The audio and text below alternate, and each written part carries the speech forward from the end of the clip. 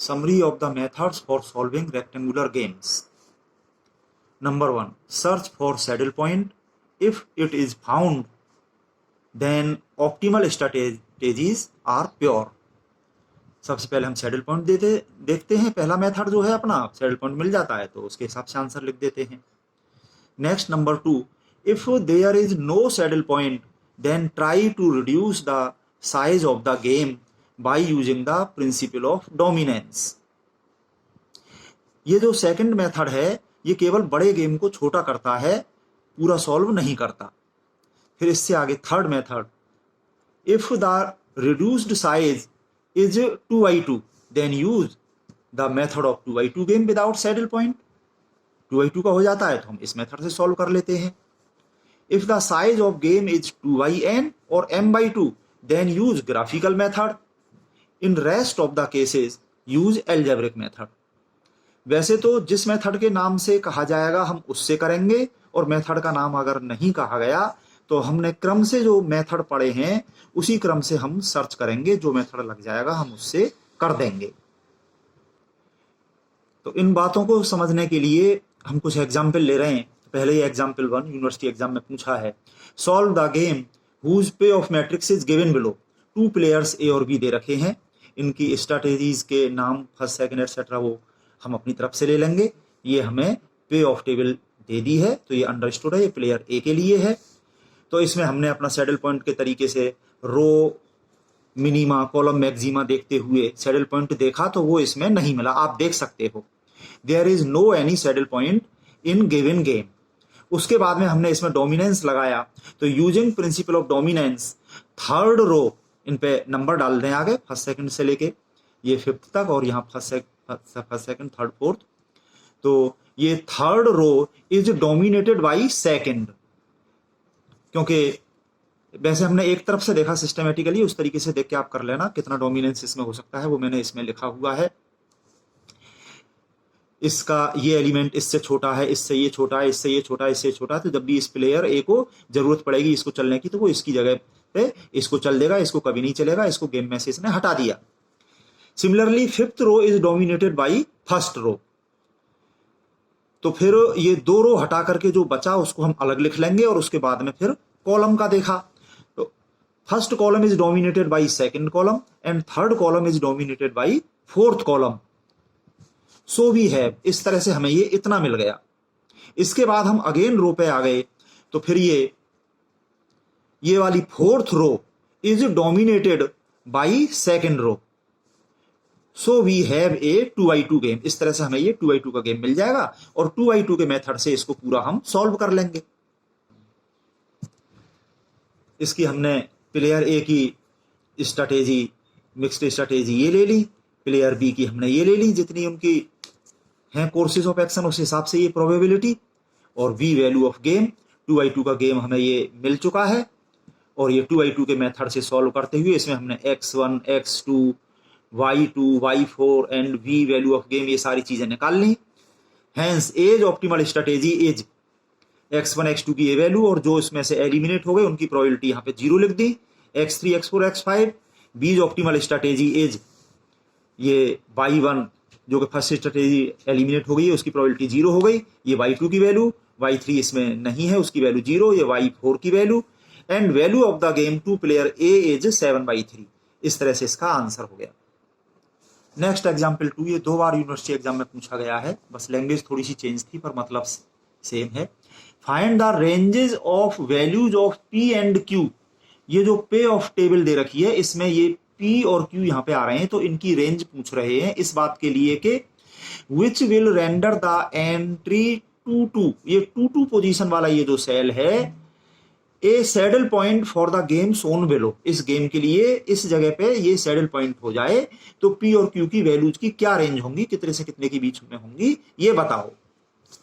तो इसके लिए applying saddle point method on given game we have, ये हमने यहाँ पे उतार लिया इनकी स्ट्रैटेजी 1 2 3, और ये 1 2 3 यहाँ पे ये हमने ले ली, और ये है हमारी पोजीशन 2-2 वाला ये सेल, ये सैडल पॉइंट होना चाहिए। तो इसके लिए हम देखें फर्स्ट रो में मिनिमम ये 2, इसको हमने सर्किल में बंद कर दिया, यहाँ पे भी लिख लिया हमने रो मिनिमा। सेकंड रो में मिनिमम जो है ये 10 तो हो नहीं सकता, बड़ा है, ये 7 मिनिमम होगा या Q मिनिमम होगा, जो Q का हमें अभी पता नहीं है कितना है, पर वो कह रहे हैं कि ये सैडल पॉइंट होना चाहिए। तो Q की वैल्यू ही हमें ऐसी लेनी है कि ये सैडल पॉइंट हो जाए, यानी कि 7 मिनिमम रहे। तो 7 को हमने सर्कल में बंद कर दिया, और ये Q जो है 7 के या तो बराबर होगा तो 7 मिनिमम रहेगा, या Q जो है वो 7 से बड़ा होगा यानी कि 7 मिनिमम होगा। ये बात हमने यहां पे लिख ली, 7 इक्वल टू Q या 7 लेस देन Q। इस हिसाब से ये जो है मिनिमम जरूर रहेगा, ये मिनिमम हो या ना हो। तो इसको हमने इस सर्कल में बंद कर दिया। और नेक्स्ट रो में हमें मिनिमम से वैसे कोई मतलब नहीं है, हमें तो यहां पे देखना है ये सैडल पॉइंट, फिर भी मैंने उसके लिए लिख दिए हैं कि इसमें मिनिमम या तो 4 होगा, 6 तो होगा नहीं, या P होगा, या ये दोनों बराबर होंगे, पर इससे हमें इस सवाल में इतना मतलब है नहीं। अब कॉलम में देखो मैक्सिमम, इस कॉलम में मैक्सिमम ये स्क्वायर में बंद कर दिया 10, यहां पे भी लिखे हमने कॉलम मैक्सिमम ये 10, और इस कॉलम में मैक्सिमम ये 7 जो है हमें स्क्वायर में बंद करना ही है, तभी ये सैडल पॉइंट होगा। इसको हमने स्क्वायर में बंद कर लिया, और इसमें मैक्सिमम ये 4 तो हो नहीं सकता, या तो 7 होगा या P होगा या दोनों होंगे, तो इसको हमें करना ही करना है। तो यहां पे लिख दिया ये 7 या तो P के बराबर होगा, 7 इक्वल टू P, या 7 ग्रेटर देन P, तब ये 7 मैक्सिमम होगा। और फिर इसमें देखें या ना देखें, फिर भी मैंने ये लिख दिया है मैक्सिमम के लिए। तो ये वाला जो है सर्किल और स्क्वायर दोनों में बंद हो गया, ये सैडल पॉइंट हो गया। और इसके लिए P और Q की रेंज ये आ गई, ये हमने आंसर में लिख दिया। If 2 2 is a saddle point then the ranges of values of P and Q are, ये तो P की रही, इधर से पढ़ लें हम P लेस देन और इक्वल टू 7, और ये Q की रही, इधर से पढ़ लें Q ग्रेटर देन और इक्वल टू 7। इसको हम चाहे तो ऐसा भी लिख दें, ये 7 से कम कहां तक हो सकता है, अप टू माइनस इन्फिनिटी। हम इतना लिखें, ये इतना लिखें या इतना लिखें, ये एक ही बात होती है। और ये 7 इक्वल, ये Q जो है इक्वल टू 7 या ग्रेटर देन 7, तो ग्रेटर कितना हो सकता है, अनलिमिटेड, अप टू इन्फिनिटी लिखना चाहे तो लिख दें, या इतना लिखें, एक ही बात है। ये इसका आंसर हो गया। ये यूनिवर्सिटी एग्जाम का एक क्वेश्चन है, सॉल्व द फॉलोइंग गेम, ये दे दिया हमको, इसमें किसी मेथड का नाम नहीं कहा, तो हम एक तरफ से देखेंगे। इसमें हमने अपनी तरफ से यहाँ पे प्लेयर ए मान लिया, यहाँ पे प्लेयर बी मान लिया, और उनकी स्ट्रैटेजी फर्स्ट सेकंड, इनकी प्रोबेबिलिटी x1 x2, और इसकी जो है first second third probability y1 y2 y3 हमने मान ली। तो ये सब चीज हमने लेट करके यहाँ पे लिख ली। We observe that given game has no saddle point, मैंने इसमें सैडल पॉइंट करके देखा है, बहुत ईजी है, जो है कितनी बार मैंने बता दिया। चलो देख लेते हैं। इसमें फर्स्ट रो में मिनिमम ये, सेकंड रो में मिनिमम ये, इसमें फर्स्ट कॉलम में मैक्सिमम ये, सेकंड कॉलम में मैक्सिमम ये भी है, ये भी है, क्योंकि दोनों बराबर हैं। थर्ड कॉलम में मैक्सिमम ये 11, तो एक भी ऐसा पॉइंट नहीं मिला जहां पे सर्किल और स्क्वायर दोनों हो। तो we observe that the given game has no saddle point. फिर उसके बाद में हमने इसमें डोमिनेंस लगा के देख लिया, रो तो केवल 2 ही हैं, एक कॉलम को खत्म करने के लिए मैंने इसमें हर तरह से डोमिनेंस लगा के देख लिया, आप भी देख लेना। And no dominance is possible. अब इसके बाद में हम देखें कि ये 2yn का गेम है, since the player A has only 2 courses of action we can use graphical method. Graphical method लगा के इसको पूरा सॉल्व कर सकते हैं, इजी पड़ेगा, और चाहे तो एल्जेब्रिक मेथड से भी कर सकते हैं, पर मैं इसको ग्राफिकल से सजेस्ट करूंगा, तो इससे इसको पूरा कर लेना। एक और क्वेश्चन है, ये यूनिवर्सिटी एग्जाम का आया हुआ है, इसमें लैंग्वेज के साथ में ये बातें दे रखी हैं, फर्म ए और बी के लिए ये कोर्सेस ऑफ एक्शन ये यहाँ पे लिखे हुए हैं, और ये पे ऑफ मैट्रिक्स दे रखी है। तो लैंग्वेज में ये बातें यहाँ पे बताई गई हैं, और फिर इसके लिए कहा है कि इसको सॉल्व करिए, इनकी जो है ऑप्टिमल स्ट्रेटेजी बताइए, वैल्यू ऑफ गेम बताइए, इस तरह से लिखा हुआ है। इसमें मेथड का नाम दे नहीं रखा, तो अपनी तरफ से इसी तरह से एक तरफ से जो हमारे मेथड है, सैडल पॉइंट फिर डोमिनेंस फिर लगाते हुए, ये जिससे भी हो जाए उस तरीके से इसको try yourself. Now advantages of game theory, बहुत सारे एडवांटेजेस हैं, यहां पर हम लिख रहे हैं। Number 1, game theory helps in determining the best course of action for a firm in view of the expected actions of competitors present in opposition। तो मैं इनको एक बार पढ़ रहा हूं, बहुत इजी है, इनको अच्छे से समझ के तैयार कर लेना। Number 2, it provides a scientific quantitative technique for arriving at an optimal strategy to realize given objectives. Number 3, game theory gives insight into several little known aspects of situations involving conflicting interests. For example, it describes and explains the phenomena of bargaining and coalition formation. Next, number 4, game theory is helpful in handling the situation of interdependence of firms. It provides a framework for decision making when the competitors' reactions to the firm's action and uncertain and unknown. तो फिर वो probability से इसमें निकलती हैं चीजें.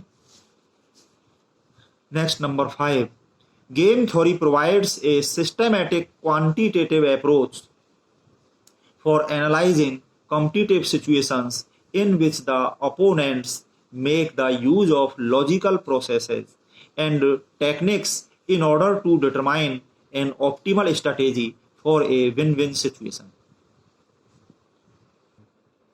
और अब लास्ट में limitations of game theory university exam में पूछी गई है. इसके पॉइंट्स वन बाई वन लीजिए. Number 1, businessman do not have all the knowledge required by the theory of game.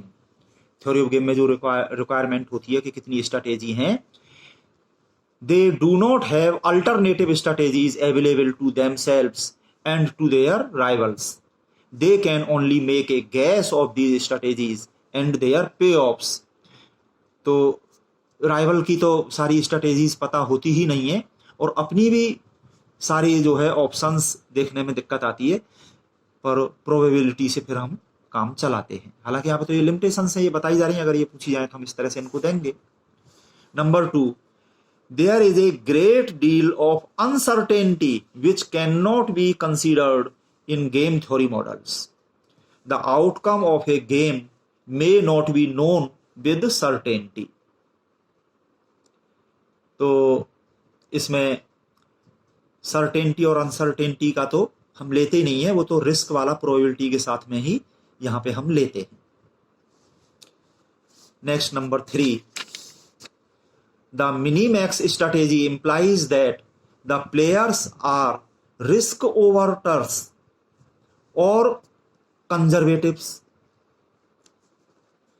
In actual practice, dynamic businessmen constantly take risk in quest of profits. Number 4, as the number of players increases in the game, the analysis of the game theory becomes increasingly complex and difficult. हमारे syllabus में तो 2% game ही था, हमें तो उतना ही पढ़ना है. Number 5, game theory does not offer an optimum or winning strategy for a particular conflict, and it only provides general rules concerning the logic that underlines strategic behavior. तो इस तरह से ये आपकी गेम थ्योरी हो गई. अच्छे से सारी चीजें तैयार करिए और अपनी प्रॉब्लम पूछिए, अच्छे से पढ़िए.